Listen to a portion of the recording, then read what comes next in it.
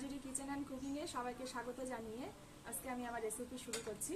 তো আজকে একই মাছ দিয়ে দুটো রেসিপি নিয়ে আমি চলে এসেছি। তো দেখুন, আজকে মনোপিয়া মাছ, এই মনোপিয়া মাছ আগে থেকেই লবণ হলুদ মাখিয়ে রেখেছি। তো আগে মাছটা ভালো করে ভেজে নেব। তো কড়াইতে প্রথমে সরষের তেল দিয়ে দিচ্ছি। এবার মাছগুলো খুব ভালোভাবে ভেজে নেব।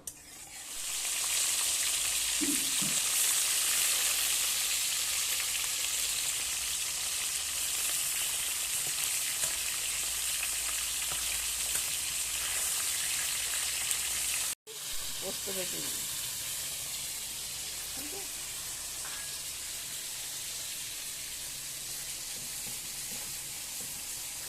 ভালো যাও আমি দিব।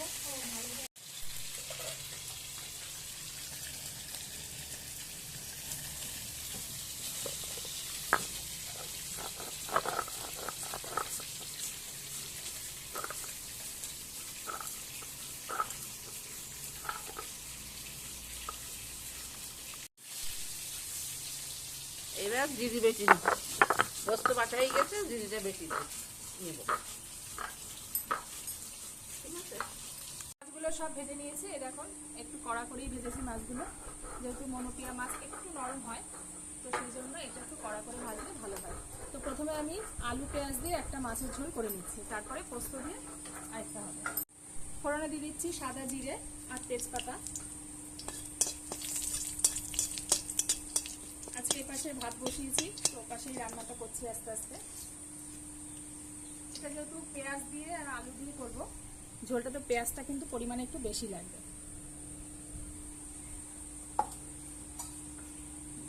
তো আলুগুলো আগে একটু লাল লাল করে ভেজে নিয়ে পেঁয়াজগুলো দিয়ে দেবো।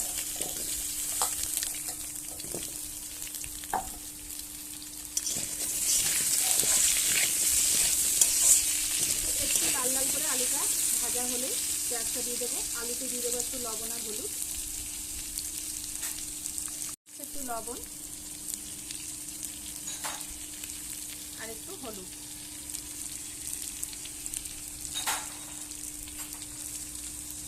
এবার এটা একটু ভাজবো। প্রায় 3-4 মিনিট ভাজার পর আমি পেঁয়াজগুলো দিয়ে দেবো। এবার শুকনো লঙ্কা বেটে নিচ্ছি।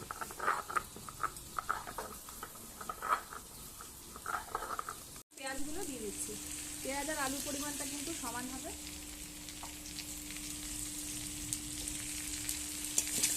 এবার একসাথে খুব ভালোভাবে বেশ কিছুক্ষণ ধরে ভেজে নেব। প্রায় 5 থেকে 6 মিনিট ধরে আমি এইভাবে ভেজে নিয়েছি। এখন আলুটা একসাথে খুব লাল লাল হয়ে ভাজা হয়ে গেছে। এবার দিয়ে দেবো জিরে বাটা, 2 চামচ জিরে বাটা দিয়ে দিচ্ছি। এবার আরেকটু কষিয়ে নেব।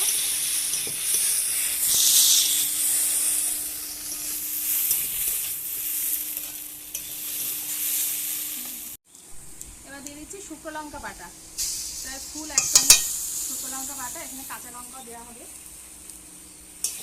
অল্প পরিমাণে শুকনো লঙ্কা আর কিছু কাঁচা লঙ্কা। এবার গরম জল দিয়ে দেবো।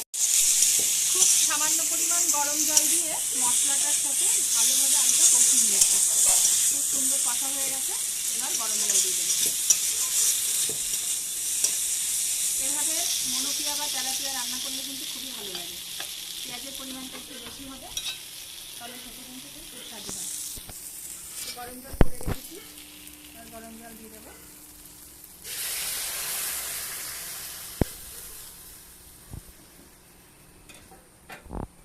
এবার পরিমাণ মতো লবণ হলুদ সব কিছু দিয়ে মাছটা দিয়ে দেবো। একটু হলুদ আর দিয়ে দিচ্ছি একটু লবণ।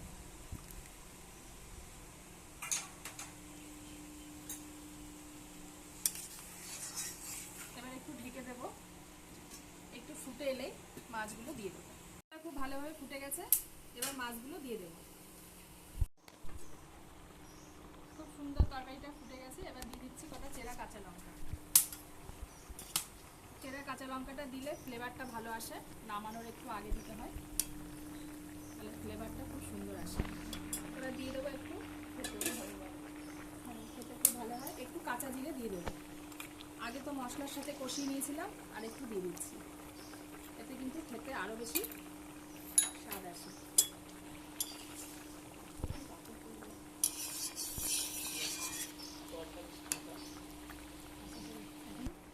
আর দিয়ে দেবো সামান্য একটু কাঁচা সর্ষের তেল। এবার 5 থেকে 6 মিনিট মতন ফুটিয়ে তরকারিটা নামিয়ে নেব। ঝোলটা আস্তে আস্তে ঘন ফুটে চলে এসছে, দেখুন ভালোই ঘন হয়ে এসছে। এবার আমি কাঁচা লঙ্কাগুলো একটু এভাবে হাতা দিয়ে ম্যাশ করে দেব। এতে লঙ্কার ফ্লেভারটা আরও ভালো আসবে এবং খেতেও কিন্তু অসাধারণ হয়।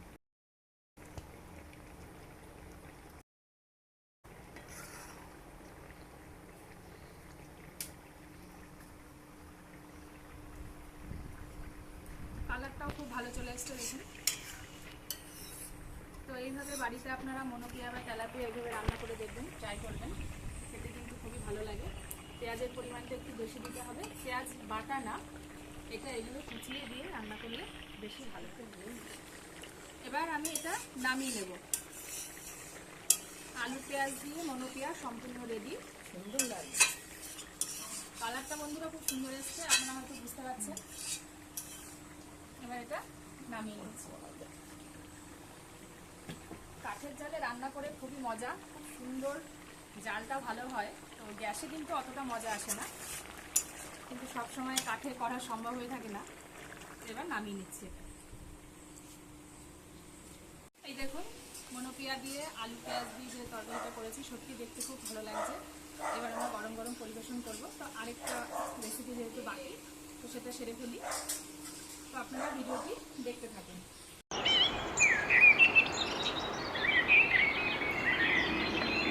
পোস্তর জন্য প্রথমে ফোড়নে দিয়ে দিচ্ছি কালো জিরে। মাছের ঝাল বা পোস্ত দিয়ে যে কোনো কিছুতেই কিন্তু মাছের এই ফোড়নটা, কালো জিরে ফোড়নটা কিন্তু ভীষণভাবে থাকে। দিয়ে দিচ্ছি এবার জিরে বাটা। এখানে আমি কোনো শুকনো লঙ্কা ব্যবহার করছি, এটা সম্পূর্ণ কাঁচা লঙ্কায় রান্না হবে।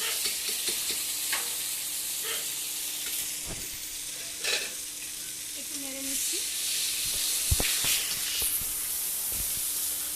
এবার দিয়ে দেবো পোস্ত বাটাটা।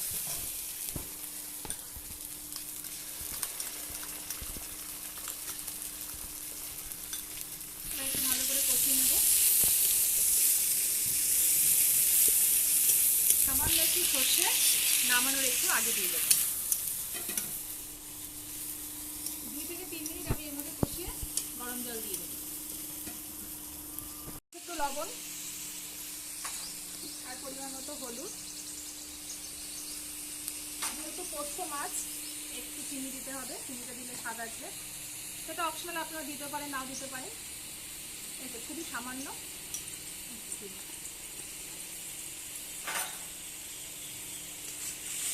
আরেকটু কষে নেব। খুব সামান্য গরম জল দিয়েছি এর মধ্যে, দিয়ে আরেকটু কষে জল দিয়ে মাছটা দিয়ে দেবো। দেখুন মশলা থেকে অলরেডি তেল বেরোতে শুরু করে দিয়েছে। মশলা থেকে সম্পূর্ণ তেল ছেড়ে দিয়েছি, দেখুন উপরটা পুরো তেল তেল লাগছে। এবার আমি গরম জলটা দিয়ে দেবো।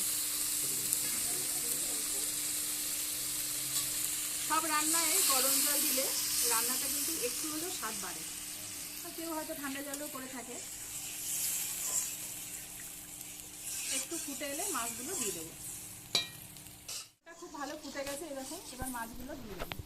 মাছগুলো দিয়ে দিচ্ছি। এবার দিয়ে দিচ্ছি চেরা কাঁচা লঙ্কা। এখানে কোনো শুকনো লঙ্কা দিইনি। মাছের ঝালে কিন্তু কাঁচা লঙ্কাটাই বেশি ভালো লাগে খেতে। আর খুব সামান্য একটু সর্ষে বেটে রেখেছিলাম, খুবই সামান্য। এবার এটা দিয়ে দেবো, ঝোলের সাথে একসাথে ফুটবে। এটা তেলে দিয়ে কষানো হয়নি, এটা দিয়ে দিলাম।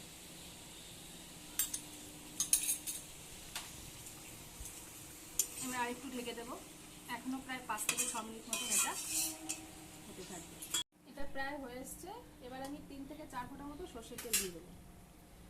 মাছের ঝালেও কিন্তু লাস্টে তেলটা মানায়।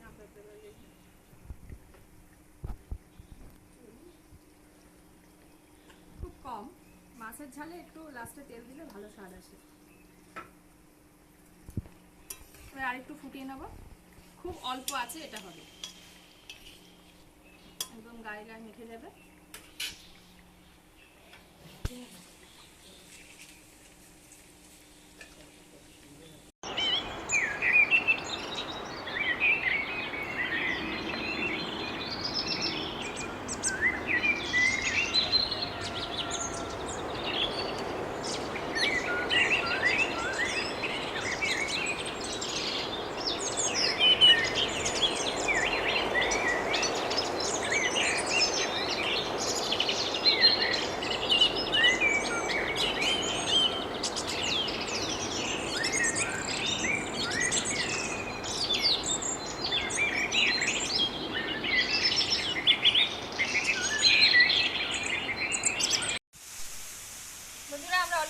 বসে গেছি, একদম গরম গরম। প্রথমেই মাছের ঝালটা নিয়ে নিয়েছি, একটু কাঁচা লঙ্কা ডলে নিই,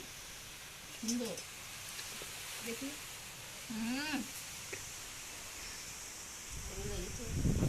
সত্যি অসাধারণ হয়েছে মাছের ঝালটা।